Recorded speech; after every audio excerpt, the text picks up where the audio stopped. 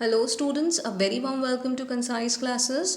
सो बच्चों, आज से हम इंग्लिश पेडागोजी के मोस्ट इंपॉर्टेंट क्वेश्चंस डिस्कस करेंगे। ये क्वेश्चन सीटेट 2020 के लिए बहुत इंपॉर्टेंट है। काफ़ी बार ये आपके एग्जाम्स में आ चुके हैं। सो आपके लिए क्वेश्चंस अपने आप में बहुत ज़रूरी बन जाते हैं। सो आप इस सेशन को पूरा देखिए और एंड में बच्चों ज़रूर बताना कि आपने 10 में से कितना स्कोर करा।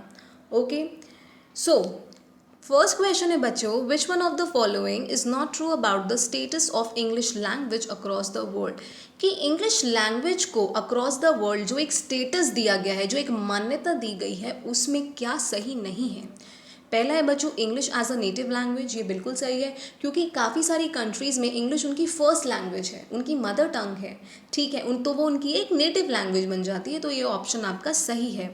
अगला है बच्चों, English as a foreign language. हमारी मदर टंग क्या है? हिंदी, तो हमारे लिए तो इंग्लिश फॉरेन लैंग्वेज हो गई ना, तो ये भी सही है। English as a second language, हमारी मदर टंग क्या है बच्चों? हिंदी, और हम लोग सीख क्या रहे हैं? इंग्लिश। तो हमारी फर्स्ट लैंग्वेज तो हिंदी है, और जो हम सीख रहे हैं वो है इंग्लिश, तो ये तो हमारी सेकेंड लैंग्वेज हो गई ना, तो ये भी सही है। अगला क्या है? English as a heritage language. English को एक हेरिटेज लैंग्वेज कहा गया है बच्चों, ये ऑप्शन आपका सही नहीं है। नेक्स्ट है बच्चों, the study of words and their meanings is known as. कि जो वर्ड्स हैं उनकी स्टडी और उनके मीनिंग्स की स्टडी को हम क्या कहते हैं? उसे हम कहते हैं बच्चों सिमेंटिक्स।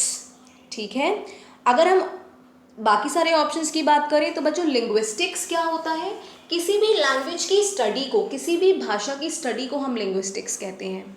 ठीक है, फोनेटिक्स क्या होता है बच्चों? जहां हम वर्ड्स की साउंड के बारे में पढ़ते हैं, ठीक है, उसे हम फोनेटिक्स कहते हैं। और सिंटैक्स क्या होता है? जहां हम जब सेंटेंस को स्ट्रक्चर में रखते हैं ना, तो उनके लिए जो हम पर्टिकुलर रूल्स पढ़ते हैं ना, उन्हें हम बच्चों सिंटेक्स कहते हैं।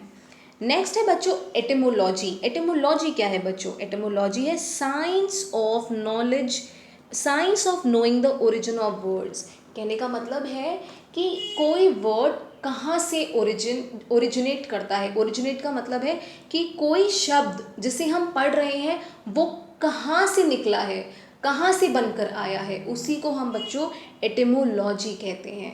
तो science of knowing the origin of words, origin मतलब जहाँ से वो वर्ड आया है, जहाँ से वो वर्ड एक्चुअली एसोसिएटेड है, तो उसे हम कहते हैं एटिमोलॉजी। नेक्स्ट है बच्चों, a word gets its meaning. एक शब्द को अपना मीनिंग कैसे मिलता है? अपने ओरिजिन से मिलता है। ठीक है, वर्ड पावर मेड इजी की जो सीरीज़ मैंने स्टार्ट करी है वो सारे कम्पिटिटिव एग्जाम के लिए इंपॉर्टेंट है बच्चों, आप उसे देखना। तो उस बुक की मेन खासियत ये है कि हम शब्दों का मीनिंग इस तरह से पढ़ाते हैं जो उसमें रूट वर्ड इस्तेमाल हुए हैं। रूट वर्ड कहाँ से आए हैं? जो लैटिन के वर्ड्स हैं, जहाँ से उनका ओरिजिन है।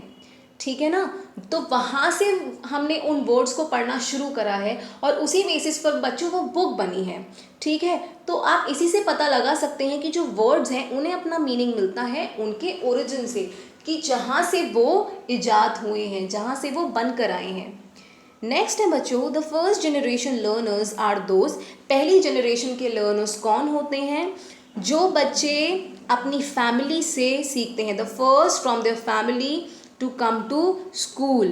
ठीक है, the first generation learners are those who are the first from their family to come to school. जो अपने फैमिली से सीखते हैं, अपने परिवार से सीखते हैं, अपने स्कूल से सीखते हैं, उन्हें हम बच्चों फर्स्ट जनरेशन लर्नर्स कहते हैं। A good paragraph writing in English involves. अगर कोई पैराग्राफ लिखा गया है तो उसे हम अच्छा पैराग्राफ राइटिंग कब कहेंगे?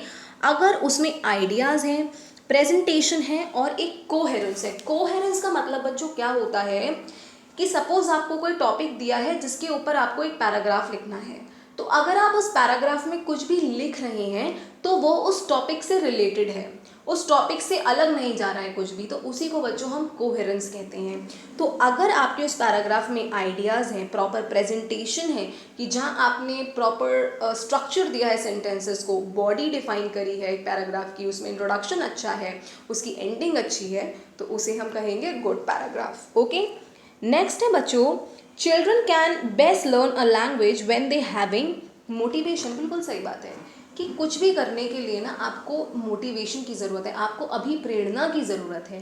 तो चिल्ड्रन किसी भी लैंग्वेज को तब अच्छी तरह से लर्न कर सकते हैं अगर उनके पास मोटिवेशन है।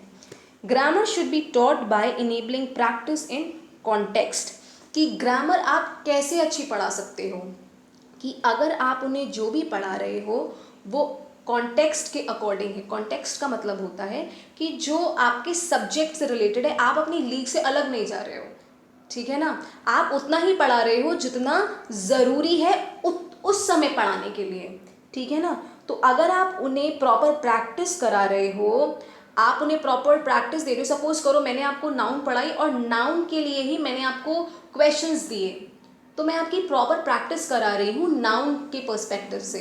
तो इस तरह से बच्चा ग्रामर अच्छी लर्न कर सकता है, ठीक है ना बच्चों।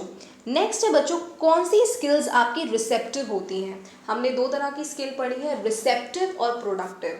तो रिसेप्टिव कौन कौन सी है बच्चों, लिसनिंग एंड रीडिंग, कि जब हम सुन रहे हैं और जब हम पढ़ रहे हैं। तो लिसनिंग और रीडिंग बच्चों आपकी रिसेप्टिव स्किल्स हैं। नेक्स्ट है बच्चों, हमारी इंग्लिश में 44 साउंड्स होते हैं, इसमें से कितने वॉवल्स हैं और कितने कॉन्सोनेंट्स हैं। तो जो आपके वॉवल्स हैं वो हैं आपके 20 और जो आपके कॉन्सोनेंट्स हैं वो हैं आपके 24। So that's all in today session people. Hope आपको ये 10 क्वेश्चंस अच्छे लगे होंगे। अगर अच्छे लगे हैं तो वीडियो को ज़रूर लाइक करें, चैनल को भी सब्सक्राइब करें और ज़्यादा से ज़्यादा बच्चों शेयर करें। और कमेंट सेक्शन में ज़रूर बताएं आपने 10 में से कितने नंबर लिए। और अगर तब भी आपको किसी पर्टिकुलर क्वेश्चन में दिक्कत है तो आप ज़रूर मेंशन करें, हम आपको उसे अगले सेशन में ज़रूर समझाएंगे, क्योंकि हम आप ही के लिए हैं। अगर आपको कोई क्वेश्चन नहीं समझ में आ रहा है, कोई ऑप्शन नहीं समझ में आ रहा है, किसी वर्ड का मीनिंग नहीं आ रहा है, तो बेझिझक आप उसे कमेंट सेक्शन में मेंशन करो, वो क्वेरी आपकी सॉल्व करी जाएगी। Thank you so much.